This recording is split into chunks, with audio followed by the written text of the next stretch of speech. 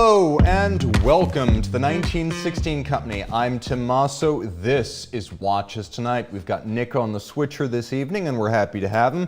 This evening I share my watch collection in its entirety. Everything I've got, except for one notable absence, is on the table, and you're going to see it now. I don't talk about myself much, but I guess the time has come and the time is now. So we're also going to chat live. You can talk about your watch collections, future editions, best ofs, ask me questions. The live chat is rolling, and I'm going to share your viewer wrist shots tonight on Watches Tonight.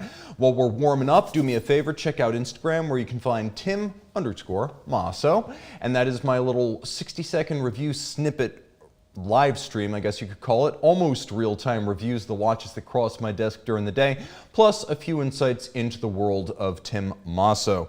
All right, guys, visit me in Scottsdale this week, Thursday, Friday, and Saturday at the 1916 Company. I'm gonna be there for our RCPO event, that's Rolex Certified Pre-Owned, as well as our watch fair. So you're gonna wanna see me this Thursday, Friday, and Saturday if you're in Scottsdale, Arizona. It's going to be a hoot in the desert. All right, we got Moto Gunner from Athens, Georgia, Soma R. Miroslav from Europe. We got Orto Charles from New York City, Enrique Cassiano, who's in our wrist chats tonight, Jim Millett from the UK, Junior Johnson from Michigan, McLauder, Sean Hansen, 911 Euro from Winter Park, Florida, Michael Everywhere, who is specifically in Manhattan. We got Eric, we got Sandeep, we got Frank, we got Brian, Eldon, Jeff S., and Lucas. Welcome from Brazil, Lucas. Good to have you now. Wristwatch Diplomat, greetings from Kenya tonight. All right, we get around. And we've got Ty, we've got DK, M. Fenimore from Charlotte, North Carolina. And we got Zariab joining in from London, along with Jack Roberts and Sean Jansen from Amsterdam. I guess it's Sean Jansen from Amsterdam. Welcome, guys. It's going to be a lot of fun. Viewer wrist shots number one, instant gratification. Jeff S. starts us with a blast from his new Garrick S3. You know I'm a fan. Seth M. is in the holiday spirit with his Patek Philippe 5035 annual calendar and what is technically a fruit, as I understand it. Michael B. and his AP code 1159 prepare for departure from JFK to Atlanta for ID 2025. Fred S. goes super upscale with his 1989 Porsche Carrera C4 and Duomet chronograph. That is the original limited edition yellow gold model. Dr. B rolls in his Bentley Bentayga and Rolex Daytona in compelling colors. Watches and wheels, you know I love it. Send your wrist shots to Monday Mailbag at the1916company.com to see your pieces on these pixels. If you prefer vintage, at thewatchbox.com will still work. Okay, tonight I share the past, present, and future of my watch collection. For the most part, I don't share a lot of insight into my private life, and there's a reason for that. We need firewalls. On occasion, you'll see glimpses on Instagram, including cars. That's a Crosley. Pugs. That's squash. And of course, music. You know I love my heavy metal. Watches are the exception, though, because there's really no daylight between my personal life and my public life when it comes to watches. Since I work in the industry, and a great deal of my professional credibility relies on my authentic passion for watches, I have no problem speaking freely about what I collect and why. And so today we're going to have that discussion.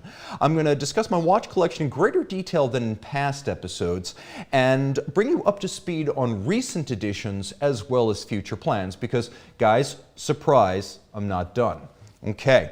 Throughout, please share details of your watch collecting plans in the chat box, and I'll bring that out and talk about it. I'll highlight those throughout the show. Okay, the past. Let's start in the obvious place. Everyone remembers my JLC collection, and I have to admit, it was fairly epic. As these things go, that's about as much punch as you can pack into 9 watches from one brand. Watch number one was purchased, of course, when I was a young naval officer, and that was my first JLC and also my first really fine high-end watch. That was back in 2010, and I think the occasion was I maxed the run on a PRT. Like, I couldn't get a higher score than the score I got, and so I'm like, well, my birthday's coming up, and this is kind of momentous because I didn't start as a fast runner. So I bought myself this watch, and it was one of the few watches I ever bought new from an authorized dealer. Fun fact, my Seamaster which was my graduation watch, was universally recognized as a symbol of wealth when I was in the Navy. And senior enlisted in particular, who had no qualms about, I guess, razzing a junior officer, would comment on how it was a junior officer could afford such a watch. Do we need to have an investigation, Ensign? That sort of thing.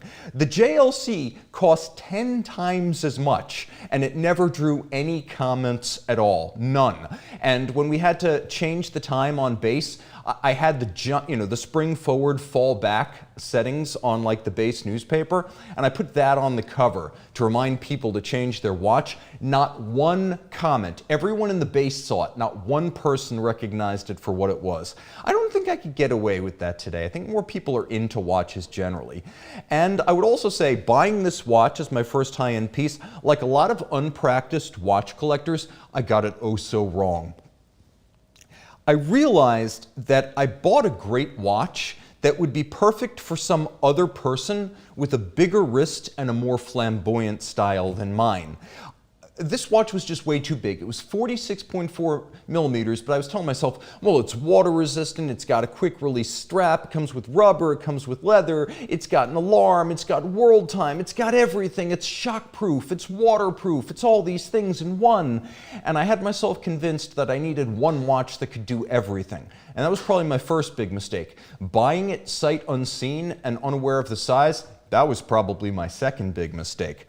Okay, so I spent 4 years assembling the rest of that collection. After 2010, I took a bit of a rest. But between 2014 and 2018, I bought almost every single JLC that my heart had ever desired, holding fast, however, to a well-planned roadmap of desired editions. I had 3 criteria. The watches all had to be Jaeger-LeCoultre, because I wanted to be focused. Like James Dowling always said, be focused in your collection, have a theme. So I thought, okay, significant models, significant styles or complications that are signatures of the brand, and watches that best illustrated the cornerstone values of the manufacturer Jaeger-LeCoultre. So Jaeger-LeCoultre was my theme. And while not my first JLC, the Duomet, the chronograph in white gold, the limited edition, oh my gosh, that watch, was, at least the way I saw it, the nucleus of the whole collection. My original Grail watch and my first Grail realized, and to this day, the most accurate mechanical watch I've ever owned, including with the chronograph running, because when you double the power demand on this watch, you double the power applied. 2 separate mainspring barrels and drivetrains. I was fortunate to own most of the JLC watches that I ever wanted or desired. The otherworldly Reverso Platinum No. 2 Tourbillon, you got that right there with the, I guess you could call it the first generation Ford GT from 2003. The race car accepted, obviously. But what a machine. Solid white gold movement, white gold dial, ruthenium coated with sterling silver hand-painted Breguet Arabic numerals, and in a Grand Tie platinum case. This was the perfect Reverso. I also owned the revolutionary Amvox 2 pusherless chronograph, which, as a bonus, was Aston Martin themed. In good taste in both cases, right there. And the platinum Grand Memovox perpetual calendar alarm. All of these things are watches I still miss dearly. If my first mistake as a watch collector was buying the gigantic Master Compressor Extreme World Alarm Tides of Time, then my second mistake was selling those 3 watches. Maybe 4. I wish I still had the Duomet, the Grand Memovox, the Amvox 2, and the Platinum Reverso. I should have kept those. But in 2018, I did sell all of them, and all my other JLCs with one exception that I'm going to show you a little bit later. I've said it many times, but for those who haven't heard, it's worth repeating. I expected to leave the watch industry and either go into a different industry or go back to school in 2018, and the last thing I felt I needed was an elaborate collection of luxuries. Still, I was still passionate about watches, but on a more disciplined budget, I sought the mythical one good watch to be my full-time companion, and I found it in the Zinn EZM 1.1. That's it in front of the Marina Bay Sands when I went out to Singapore in 2019 for the first time. And I went around the world with that watch, really. Every memory you can book with a single watch, I booked with that one. And I became known for this watch for a long time and was extremely content with this watch for 4 years. It was tough, practical, innovative, laden with useful, value-added features that Zinn created. And I almost never removed it from my wrist, maybe to sleep, just because it was so bulky. And when I say I can be happy with just one thing, car, bike, guitar, watch, pug, guys, I mean it. But a great opportunity to support a great cause arose in early 2022, and I knew my Zinn's final mission would be its greatest. That's a story for another time. I won't go too far off topic, but just so you know, I didn't sell it, abandon it, or even part with it lightly. It went to a good cause, and I miss that watch dearly. It's currently with a collector in Thailand, as I understand it. And that's a great off-ramp in the past tense, because my return to watch collecting was jump-started by the departure of the Zinn. Let's take a look at collector wrist shots number 2. All right, Richard G. keeps it in the family with a his and hers shot of Rolex and Tudor, in the family in more ways than one. Nathaniel K. of South Florida greets us from New York City, where he attended Wind Up and Watch Time, and that is a Mr. Jones Watches Silent Thief. Andre Z dives into caffeine in New Jersey with his Rolex Submariner date. We have Ben 10, who sports his 1990s Jaeger LeCoultre Memovox wrist alarm with a hardcore tritium fade. Look at those indices, wow. We have Bob M. of Cleveland, who captures the moon phase and more with his IWC Da Vinci Kurt Klaus Perpetual Calendar. Send your wrist shots to Monday Mailbag at the1916company.com to see your passion in this fashion. You're doing a great job, Nick. Keep it up. All right, guys, in the box, we have Dr. Moore, Duomet is boss. We have Tamim saying, why the JLC catalog paper thin now? What happened to the world time and the true seconds? You know, it's hard to say. I feel like JLC has been in like a fallow period for most of the last decade. Hopefully that changes soon. Jerome Lambert is back in the house, but it does take a few years to start new product development and bring it to market.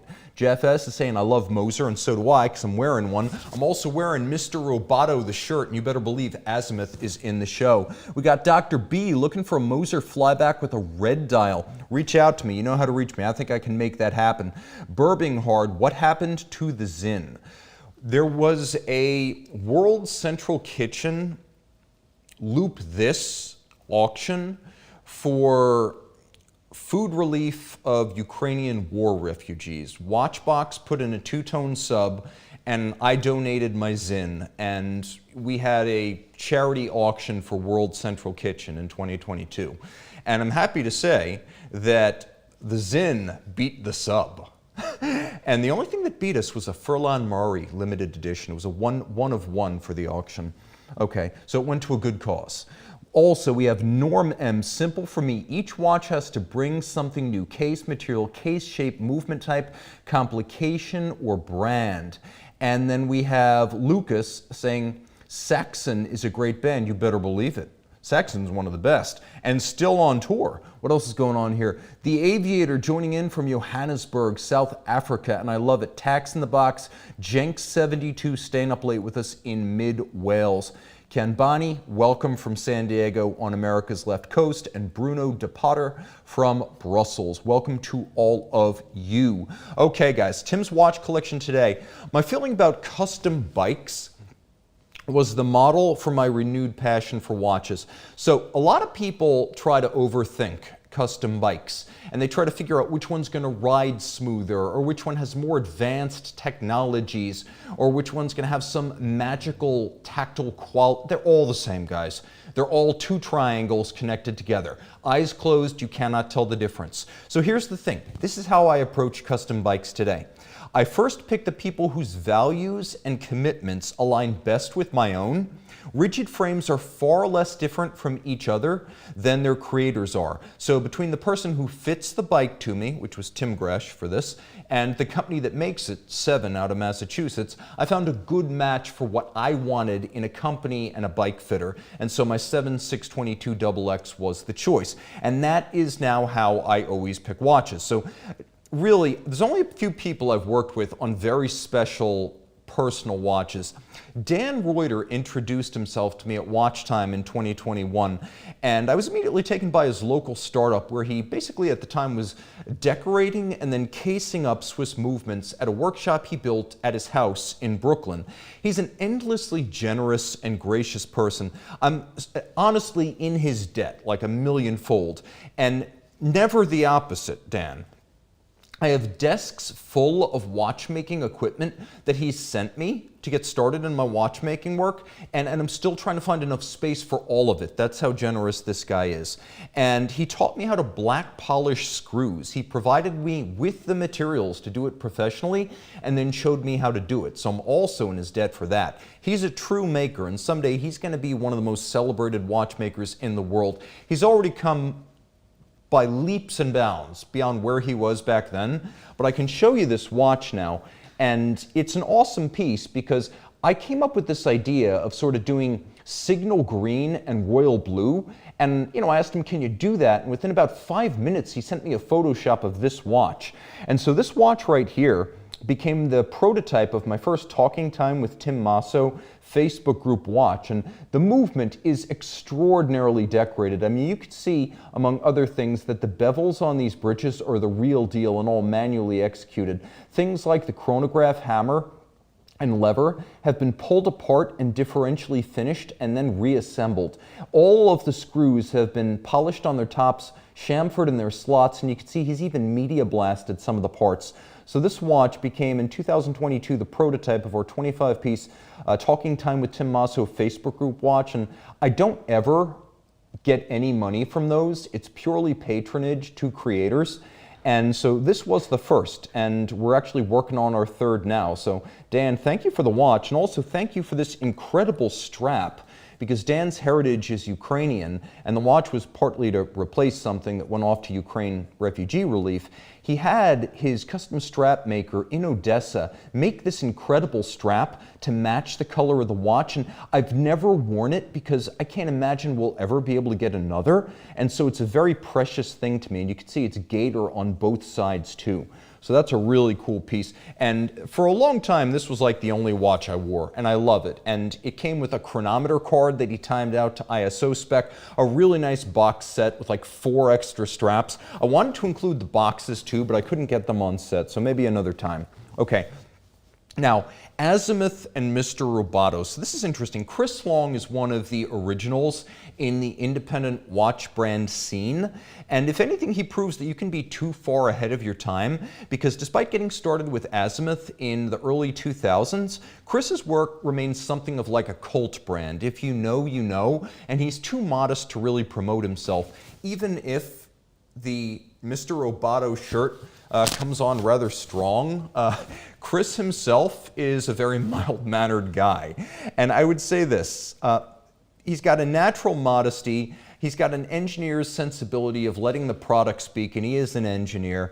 And some of that might be down to the challenges, at least in the beginning, of explaining an offbeat Swiss-made watch designed by enthusiasts on the other side of the world, and that's the Azimuth business model. They are designed in Singapore.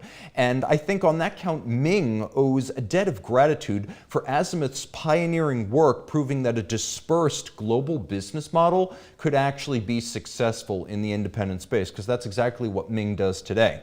My elevator pitch for Azimuth remains this: everything you love about MB&F, Urwerk, and maybe even a little bit of like Nordzeitmaschine, but for a lot less money and a better sense of humor. This has always been a self-deprecating brand that understood from the beginning, when we're spending a lot of money on like luxury man jewelry, we can't be too serious about ourselves. I don't know if we can go full screen with this watch here, but you may be able to see in the picture better than I can show you on the macro camera. Chris sent me a piece unique hand-engraved watch, and at the time, 2022, it seemed like the Bitcoin and crypto memes were kind of almost jumping the shark, but I guess Bitcoin's come roaring back and the watch's engraving is cool again. It's really neat. It's kind of like a capsule of the time no matter what. Now I have the watch right here, and I can also show you that we had 3 Mr. Robotos together. Can we get that shot up? 3 separate Mr. Robotos. There's the R1 and the R2. Believe it or not, this is the small one, the R1 that I'm wearing,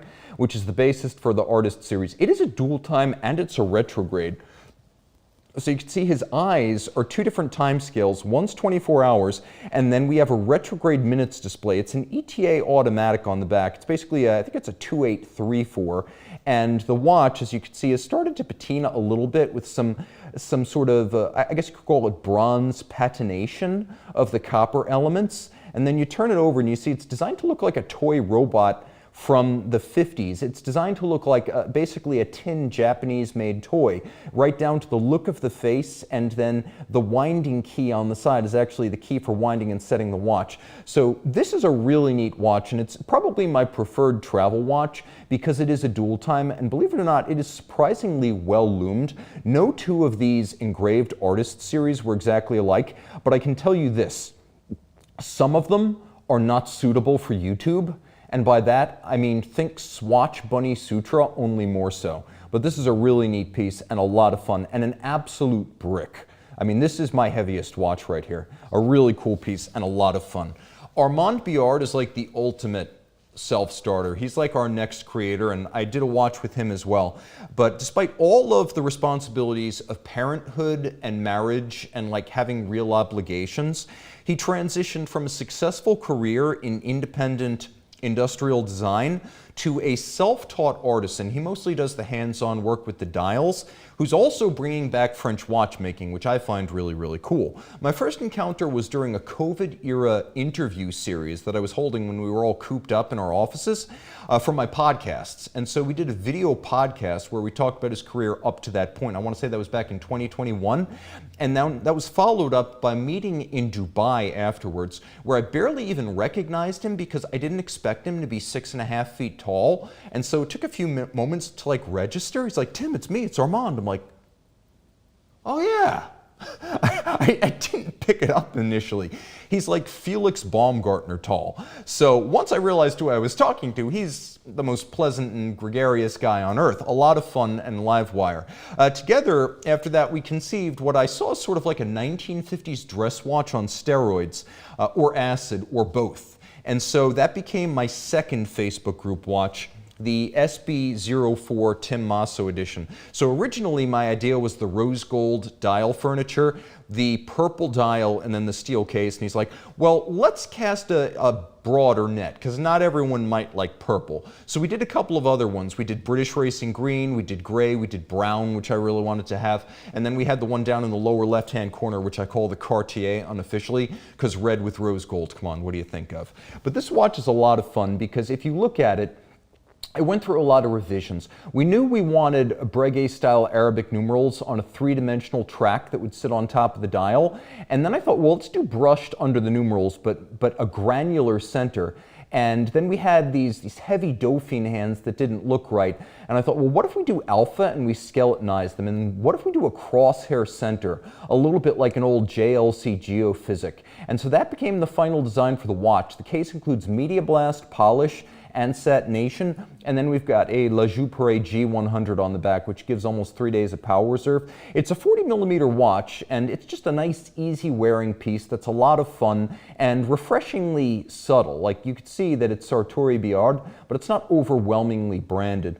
And initially, I wanted to do the strap with a rose gold thread, and then Armand's like, "Oh my God, Tim, the rose gold, I spoke to my strap maker, it's gonna cost a fortune." I'm like, dude, it doesn't have to be rose gold. Like, my jeans have brown stitching. Just use that. Brown stitching looks like rose gold. And he's like, "Oh, okay." And so that's what we did in the end, and it's a perfect match for the dial. We have rose gold and purple strap, rose gold and purple dial. Okay, the movement is workmanlike, but it's worthy and it's Swiss, and you can see I got number 00. When we did this, again, only the creator profited. I don't collect any fees on our Facebook group watch. I never had. I will only collect fees on a Tim Mosso branded watch if I actually make it myself. Okay, quick diversion. When I was in Dubai, the watch that I brought was this. This is my Illinois railroad grade 19 jewel Bun 60 hours. So now this is a A porcelain dial. You can see it's got fired hands. It's a lever set watch. It meets all of the Webster Ball Railroad Standard criteria. And you can see it's got a screwed in case back and a movement that is a 16S. And it's got the 60-hour mainspring. Plus it's got a motor barrel, which is the coolest thing. Double roller, overcoil hairspring blued, jewels in chaton. We've got a lovely nickel-coated Damascened movement, American-made, mass-produced, but as fine as anything in the world. This was made in 1926, and I can tell you, more watchmakers at Dubai Watch Week opened up to me, spent time with me, carried on conversation, and established relationships because of this $400 eBay find than anything I had with me at the 1916 company. Guys, pocket watches, you will not believe the quality of what you can get for a few $100. This thing is one of my favorite watches and a never sell for me. This is an incredible piece. And it's a 1926 watch that was only made in about 1,000 copies. So it's actually pretty rare, all things considered. All right, so that is my pocket watch. I measured it, it's about 50.4 millimeters. And yeah, you will not start more conversations with anything else that you can pull out at a watch event. Right, let's see what's going on in our box here. Okay, Time Hill, love the numerals on that Illinois, and what a movement. Kanbani saying, wow, what a pocket watch, and I got to agree. Jim Millett saying he's never seen this one before. That's right, you haven't seen my full collection before. We have Enrique Casiano saying the purple dial was so good, I wish I had bought it. And then Andrew T saying, which is on the left in the top row? I think off the top of my head, I think it was British Racing Green, if we're talking about that shot of the 5 Sartori Biards. And then we have Venom joining in, a good old friend and a veteran of our collector conversations. Jeff S. saying, Dan is a great guy. I love my Reuters. He engraved the initials of my grandchildren on the rotor. He is a dude. And the engraving he gets from Artur Akhmeyev out of California, one of the world's best freehand engravers. Watch Addict is in the box along with Sashi, who loves the color combo. And Dr. Moore saying that Reuter is gorgeous, and I cannot disagree. And then Milgaus 88 saying, in the USA, the chatons are called gold jewel settings. That's true, but I learned all my terminology Swiss, which means French. So I got to revert to my American instincts and rediscover that terminology. Jeff S. saying, I got the latest Biard from Martin Pulley. And he's moved way up market, Armand has. Like, his watches now, you can get Tourbillon, you can get Chrysoprase dials, you can get anything you want. You can get Abalone. It's an amazing company, Sartori Biard. All right, jumping into our regular scheduled program. Guys, Armand leans heavily into custom. The aspect of low volume that I wanted to emphasize here by showing you a ruby stone dial he did for the SB04E, along with platinum-coated lapped sapphire around the edge. I mean, really great stuff. And he's a gentleman. When I offered promotional support for this watch, like I said, I'll shoot an unboxing, I'll shoot some videos, I'll throw it up on my Instagram. No sooner had I forwarded the watches to their next destination than Armand forwarded an authentic Bernard Hinault autographed Tour de France yellow jersey and a graphical trilogy, basically a graphic novel, but for real, detailing his career. Bernard Hinault won the Tour de France 5 times, and he actually autographed that jersey. For a cyclist like me, that is the ultimate wall treasure in my office. All right. Guys, Garrick Watchmakers of Norfolk, England. So that's a second relationship that started with another one of my COVID-era podcasts. And David Brailsford of Garrick, Dave Brailsford is a no-nonsense guy. He's a no-nonsense Brit who comes across as a straight shooter in a fashion that's about as different as can be from the ever-present pageantry of Swiss watch executives. He's sincere, but he's not unctuous. He's not trying too hard to be your buddy. He can come across as a little bit brusque, but you will not find a more focused, detail-oriented, or gracious with his time representative of any brand. So here's how that goes. Dave is one of the warmest and most gracious creators in the space. His watches are as straightforward and passionately expressed as Dave himself, and that is my S6 in the photo. Look at the dial guilloche of this, and imagine the number of styles and colors that are available. Without even going full custom, there is a million of them, and that is real guilloche on a silver base. I've never known any brand principals to spend as much time talking with clients and even potential clients or just enthusiasts as Dave does. If you want to see what's exciting about British watchmaking and the revival of British watchmaking these days, reach out to Dave in Norfolk. You won't regret it. Here's my Garrick, which I'm happy to say is actually the first one in the S6 series. Now the movement is based on the 6498 architecture, but you can see all the parts are custom made. Look at the engraving on this ratchet wheel and crown wheel cover. Look at the frosting. Look at that swan's neck. And the crazy thing about this watch, it's one of only a handful of watches that are not Rolex, that are made of 904L steel. We have a multi-layer pinned dial, 2 different sterling silver discs. This lovely lug strap was actually a separate thing. Ken sent me this. And he asked, do you have a watch for this? And I said, yeah, actually. I've got a British watch for your Vietnamese-made ostrich leg leather strap. This watch is even 100 meters water resistant. Try to find many manual wind dress watches that can boast that. And it's a very accurate timekeeper. Okay. Edward Malon of H. Moser & C. is probably Dave's only rival for the sheer amount of face time that he devotes to collectors and prospects and journalists. And so he and his brother Bertrand, frankly, run themselves ragged with a travel schedule that would make most watch executives just want to flat out quit. But they pulled the Moser brand out of the fire in 2012, and by around 2014, 2015, you could really see how committed they were and the difference they were making. So back when we were Watch You Want, I was a huge early Moser enthusiast. We didn't have any commercial relationship with them. We hardly ever sold when used, and I was operating out of a South Florida strip mall. But here's the thing. I was shocked when I went to SIHH in 2017 for the first time to have both of the Malons acknowledge me for what I'd said about Moser from my place in the distant aftermarket. And I was a marginal part of the industry's commercial ecosystem at that point, and so this meant a lot to me. Like, for a person from a brand from Switzerland to bring an American on the outside of the industry inside, that's an incredible gesture, and you never forget anything like that. So my Pioneer, I'll be honest, probably gets more wrist time than any other watch I own for its durability, its versatility. I like the water resistance, the rubber strap, the color, the legibility. I love the lume. It's everything you could want in a watch, and frankly, it saves a lot of wear and tear on some of the stuff that's more dress-oriented and delicate. So that's a big deal. But the biggest deal is the watch you guys probably all know, because it's been all over my social media for the last month. And that is my Bethune DBD. And when I say these people at Bethune are close friends, you could see that that's on the hike up to the peak in Hong Kong with Jorg, Pierre, and Aldous. And we've been around the world together. We really have. That's another separate dinner we went to. Everyone seems to have an Instagram account these days. But I've traveled with Bethune, worked with them at different events. I've gotten to know a lot of these people very, very well. And they're genuinely friends, not just associates.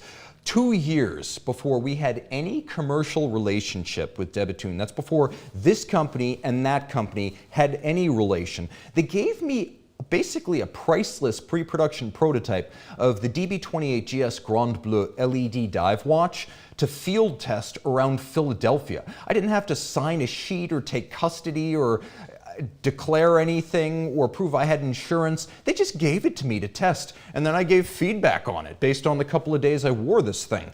Like, that is an incredible degree of trust to someone who, again, didn't even have the watch to sell. And then separately, their US distributor at the time once gave me 16 watches to shoot all at once, and I went into the city on a weekend to get them shot because I thought the brand was just that cool. And before, again, we sold anything like this, that was my chance to get my hands on them. And I would rather have a day with Bethune working than a day off without the watches. It was that special to me. Now, of course, I've been to the factory. I've been fortunate enough to become an owner. I've met the people who make them. I've met Denis Flageolet many times. He sent me the kindest note the other day by email. He is an incredibly sincere and gracious and accessible person if you reach out to him on his level. I hand wrote a French note to him, just to say, thank you so much for all the inspiration you've given me. I hope I could be half the watchmaker you are someday.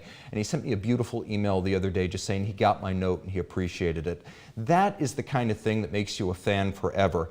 And again, these people, they have accommodated me in ways you cannot imagine. They didn't even complain when I used the actual aiguille d'or as a sunglass rack, and they did not toss me out. That's it. That's what you get if you win the aiguille d'or. That's it right there.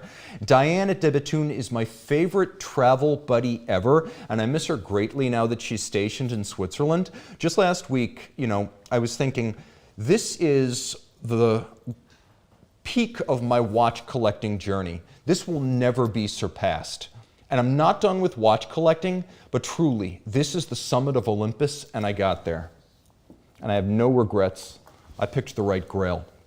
Okay, then there's my last JLC, which is the Snowdrop. And the Snowdrop memo box from 1974 is a piece that I kept when I sold all my JLCs because I knew I would never be able to replace this one. I wouldn't be able to find it again like that. And you don't let something go that you can't ever regain. The personal connection here is that I had it factory restored and then I gave it as a gift to a person who's very important to me who works at this company. It is hers and she keeps it safe for the times when I might borrow it for an event or an occasion. But it's technically hers, and believe me, she earned it. She was the one who originally hired me back in 2014 for Watch You Want. I wish I had 10 memo boxes to give her. Okay, legacy watches. Now let's talk about all those special pieces that don't fit the collector's arc. Let's start with Grandpa's watch.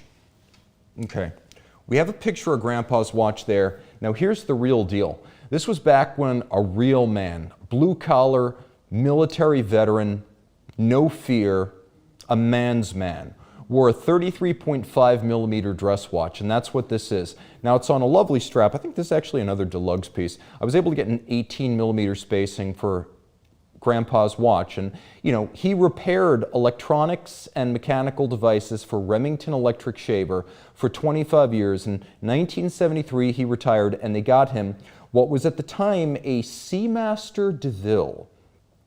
And Grandpa was a mechanic's mechanic, not just a man's man. He took care of his own watch, and you can see the movement in this thing is absolutely spotless. That's caliber 563, not a single mark. Also, I've got my graduation Seamaster here, so I guess I'm actually a 2 Omega man.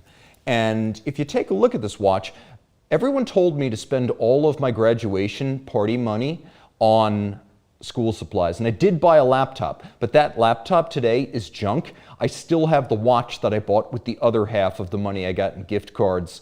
And this watch right here, the original Bond watch, this of course is one of those watches that I wore through college, my Navy years, my Navy swim tests, many special occasions. It timed exams at college, all sorts of holidays and momentous moments in my life. This is a deeply important watch, and I'd say that of all the watches I've owned, my greatest sense of awe, that tingling in my spine, was felt on the arrival of this watch when I first opened the box, and then the DBD. So these two watches right here gave me that electrifying feeling of discovery and wearing them for the first time. Everything else I love, but you can't fake that feeling, and I felt it for these two here. Okay, also this watch has been through crazy crap. There's scratches on this bezel that were created by, and the crystal for that matter, created by bicycle crashes that put me in an ambulance. The watch was still ticking.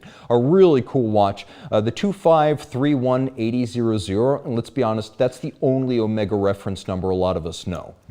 Now, I could also say that I've got a 1974 Bulova Accutron that I bought in 2006 to celebrate my first job out of college. I don't have that watch with me because it's in storage, but it's a Space View, it's a 74, it's one of the Swiss-made watches, tuning fork, and I'm actually waiting to change out the resistor because it runs fast without an original mercury cell battery. So I got to do some work on that one. But that is the 2014 re-edition by Bulova. Mine had the same open space view dial and worked the same way with the same caliber 214. So that's a stand-in right there. Now, G-Shock swatches, you better believe it. This G-Shock is my original watch from 1998 when I was 14. Holidays, 1998, my parents got me this multifunction Casio G-Shock. This watch was with me through high school, AP exams, SATs, ACTs, standardized tests, track meets.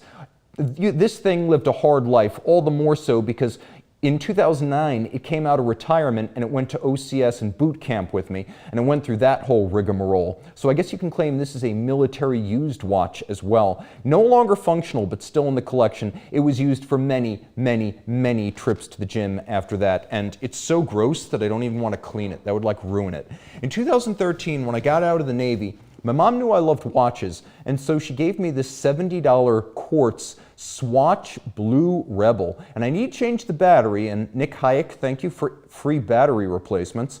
But this is an awesome watch. You can see a little bit of that Tim Mosso signal green. And you can see even back as far as 2013, she asked me which one I wanted. I picked this one. You could see I was already kind of signed up for the color scheme that would become my signature. Finally, when I turned 33, she bought me this, the System 51 System Frog, the robot-built automatic watch made out of plastic, held together by glue, containing only one screw. I still love it, and it still works just fine. If it's a disposable watch, I have yet to arrive at the moment of disposal. Okay, viewer wrist shots number 3, guys.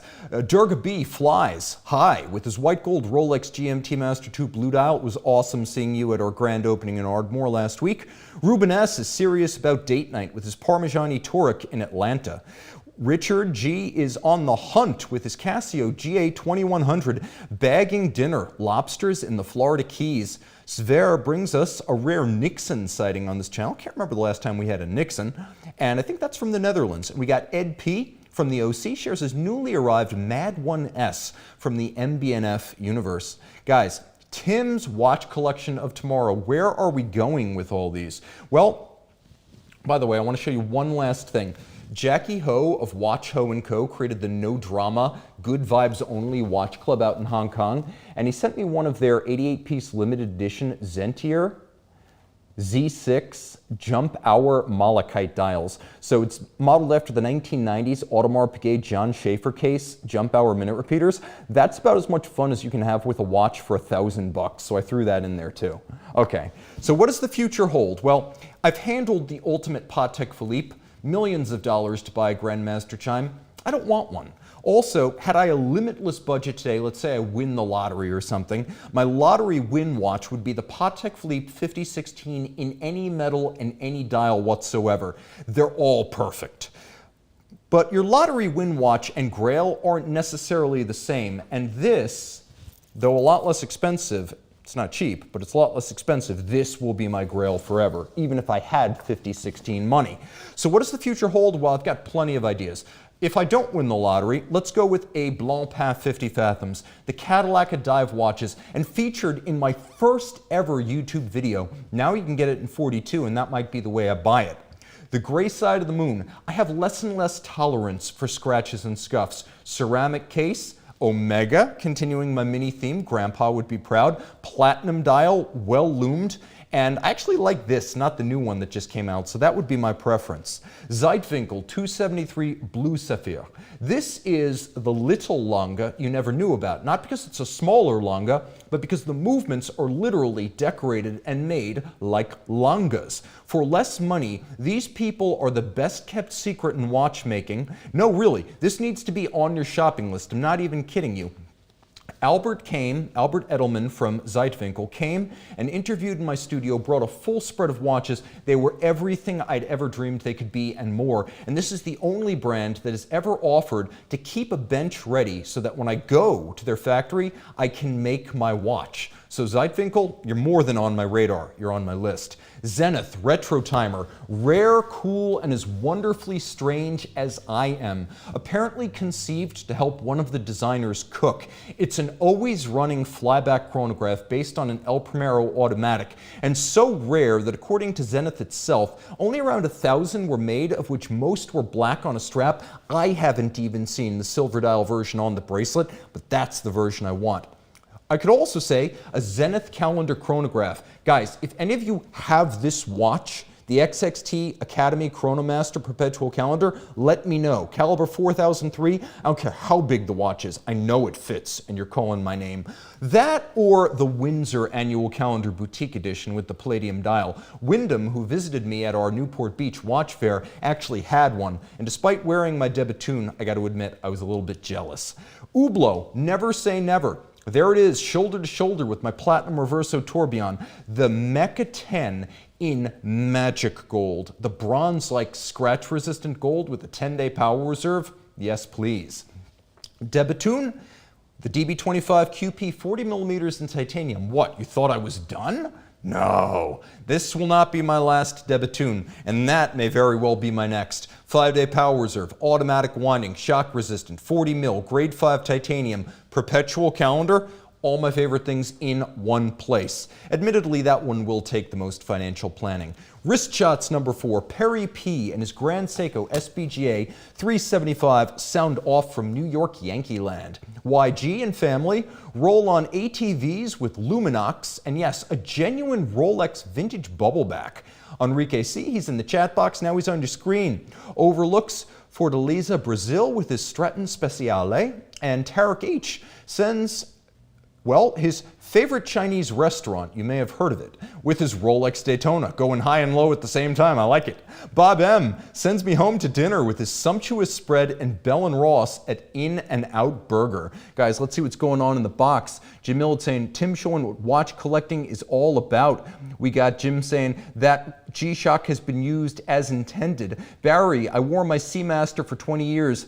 That's $1 a day and worth every penny. We had over 300 concurrent viewers. Look at that, guys. That's almost Baselworld level stuff. We have the Aviator, awesome collection. This was a joy to watch. And on that note, guys, thank you so much. Be well, have fun. Thanks to Nick, thanks to you. And until next time, time out.